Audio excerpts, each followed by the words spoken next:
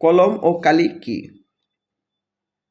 কলম ও কালি এটি হচ্ছে একটি পত্রিকার নাম।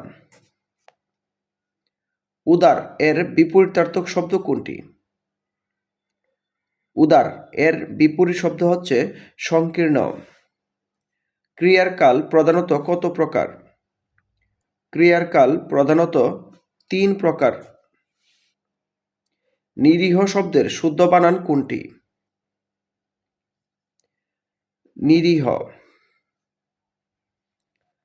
বিটুপি শব্দের অর্থ কী?